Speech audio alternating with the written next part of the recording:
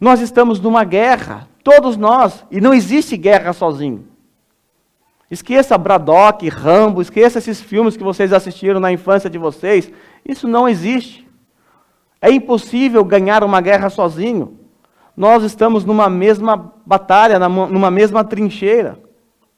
E é importante, numa guerra, saber identificar quem que pertence ao mesmo exército. Porque a pior tragédia que pode ocorrer numa guerra é o famoso fogo amigo. Fogo inimigo é quando você abre fogo contra os seus próprios companheiros de guerra. Hoje nós vivemos num mundo tecnológico, isso dificilmente acontece. Mas antigamente, quando não havia uma comunicação sofisticada, quando tropas se perdiam, de repente elas se cruzavam no escuro e pensavam, inimigo, e abriam fogo, matando assim seus companheiros. A pior tragédia que pode ocorrer numa guerra é o tal do fogo amigo. Ou seja, somos soldados, temos um inimigo para atacar, temos um inimigo nos atacando, e infelizmente viramos as nossas armas para os nossos companheiros, para aqueles que estão na trincheira ao nosso lado. Às vezes nós nos esquecemos que cada irmão que está aqui hoje pertence ao mesmo pelotão. Nos esquecemos que estamos na mesma batalha, a batalha da fé. Nós estamos numa guerra ao qual estamos sendo atacados. E eu espero que numa guerra na qual eu estou sendo atacado, eu não seja atacado pelo meu companheiro. Eu não espero isso dele.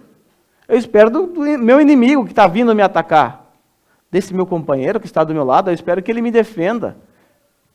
Eu espero que ele se coloque na minha frente quando eu estiver desatento, que ele me acorde e fale, ei, o que você está fazendo? Preste atenção. Por que você está com medo da guerra?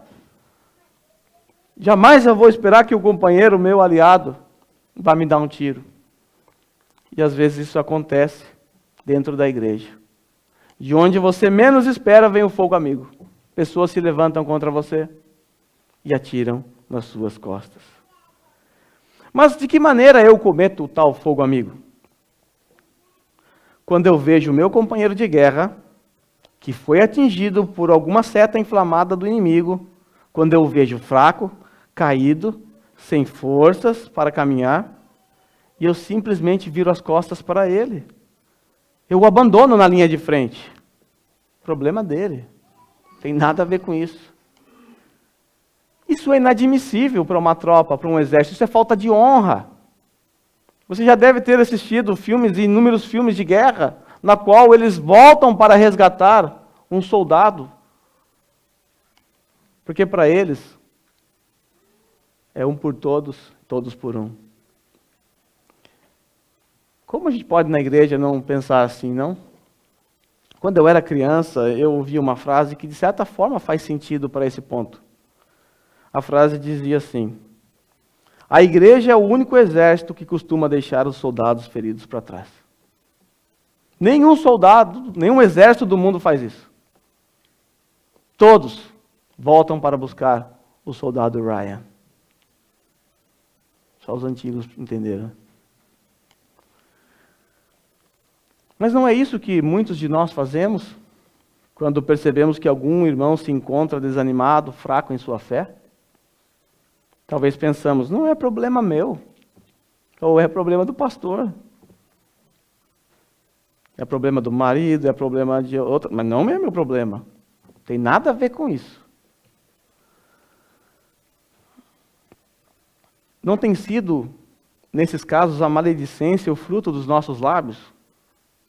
Está lá o companheiro na trincheira, ferido, sangrando. Ao invés de resgatá-lo, o que nós fazemos? Abrimos fogo amigo. Maledicência.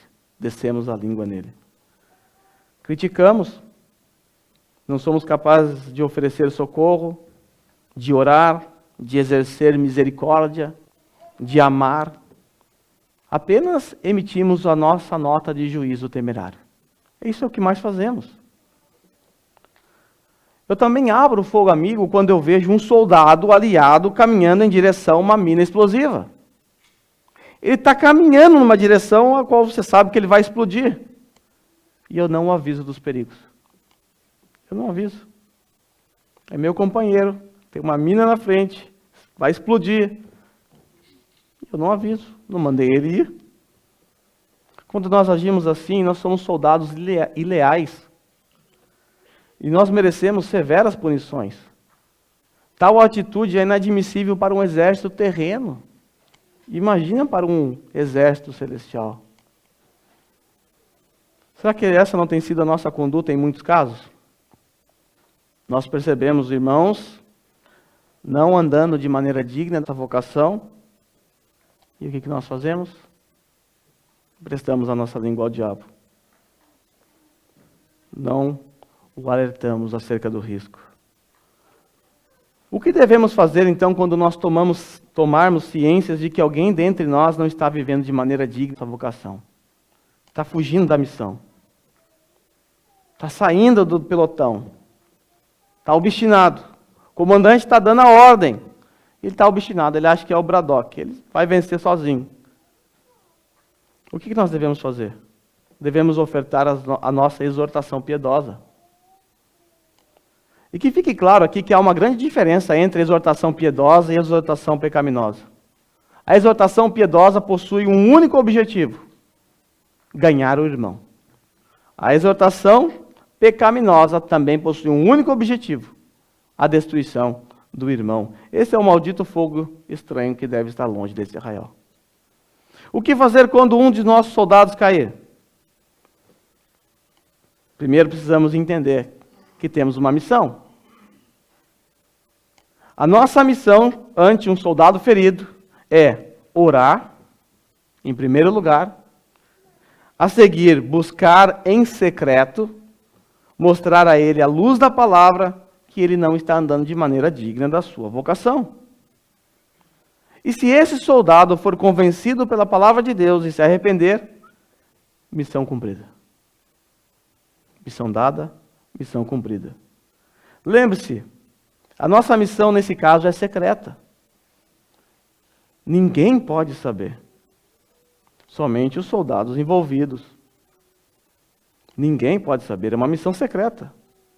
Mas caso o soldado ele se mantenha obstinado, nós receberemos uma nova missão. Agora nós recebemos a missão de voltar no outro pelotão que está atrás e buscar a ajuda de 3 ou 2 soldados experientes para nos ajudar nessa missão. Havendo arrependimento, missão cumprida.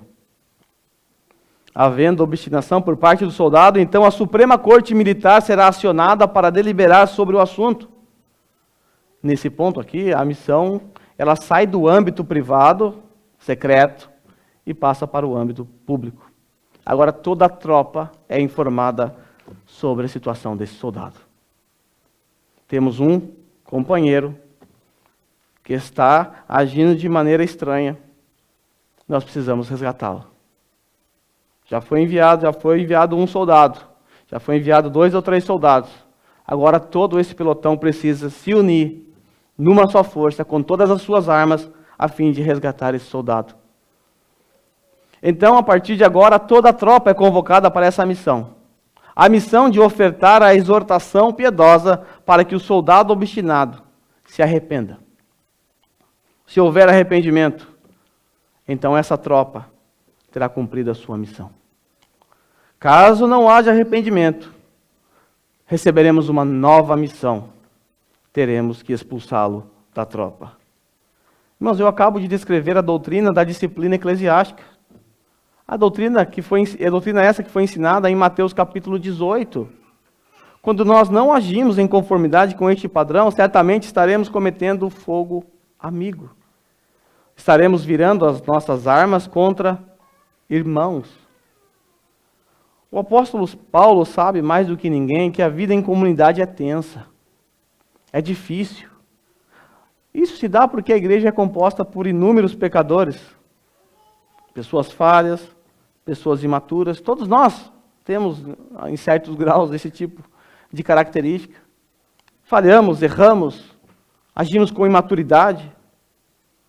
Nós somos falhos. Somos pecadores. Por isso o apóstolo Paulo precisa nos alertar hoje. A nossa guerra não é contra a carne, não é contra sangue. A minha guerra não é contra vocês. A guerra de vocês não é um contra o outro. Estamos na mesma batalha, na mesma guerra. Sendo assim, queridos irmãos, guardemos nossa língua para não difamar ou caluniar nossos irmãos. 30 chibatadas por segundo na língua. É um pente carregado às vezes. Precisamos guardar nossas mentes de nutrir sentimentos pecaminosos contra nossos irmãos, tais como inveja, amargura, indignação, ira pecaminosa e todo tipo de maldade. Nós vimos isso aqui no capítulo 4. Devemos nos lembrar que fazemos parte do mesmo corpo. Mesmo corpo. Não faz sentido você atacar o seu próprio pé. Não faz sentido você se autoflagelar. Você não faria isso em sã consciência. Então, por que fazemos isso com o corpo de Cristo? Atacamos o pé, a mão, a orelha. E tem um adendo. É o corpo de Cristo. Quando eu ataco um irmão, eu estou atacando o corpo de Cristo, que torna isso ainda mais severo. O único sentimento que deve nortear as nossas intenções é o amor. É o amor. A nossa tendência, às vezes, é quando a gente ouve a atitude de alguém, ou ouve algo de alguém, é logo a gente já criar no nosso coração uma história, uma cena na nossa cabeça. E aí a gente passa a agir como se essa cena que nós criamos na nossa mente é verdadeira. Aí nutrimos sentimentos malignos contra a pessoa, ficamos chateados. Já aconteceu comigo inúmeras vezes. Depois eu vou conversar com a pessoa, falo, puxa, não era nada do que eu estava pensando. Tenho certeza que já aconteceu com vocês. Você imaginou algo, você criou uma fantasia na sua cabeça, e de repente quando você vai descobrir, não tem nada a ver, a pessoa nem estava falando de você, a pessoa nem estava com raiva de você. Ela nem te viu naquele dia e você falou, puxa, tá vendo, me menosprezou, não falou comigo. Ou deve estar falando mal de mim. E de repente não é nada disso. Quem aqui nunca experimentou isso? Então que a primeira coisa que a gente deve fazer é esperar. Investigar, ver a verdade de fato. E não nutrir nenhum tipo de sentimento. Parta do pressuposto de que não é contra você. Parta do pressuposto que esse irmão não está com raiva de você. Parta do pressuposto que ele está num dia mau. Se assim você descobrir, se depois disso você descobrir que é contra você, vá conversar com ele. Vá na trincheira, pegue-o pela mão. Coloque nos ombros, nas costas. Tire ele do perigo. Nós estamos diante de um texto claro. Nós estamos numa guerra. Nós fomos alistados nos propósitos eternos de Deus. Fomos convocados no dia da nossa conversão. E passamos imediatamente a ingressar à tropa de combatentes denominada Igreja. Vulgo Pelotão, Igreja Batista Reformada de Nishio.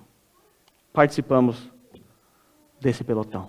Somos soldados de Cristo. Estamos numa mesma guerra. Eu preciso que vocês entendam isso. Eu preciso entender isso. Porque senão, eu posso achar que alguns de vocês estão numa guerra contra mim, e muitos de vocês poderão pensar que eu estou numa guerra contra vocês, e entre vocês também. Mas nós somos combatentes de Cristo. Batalhamos pela glória de Deus. Guerreamos contra um inimigo forte. Forte que não alivia. É uma batalha difícil.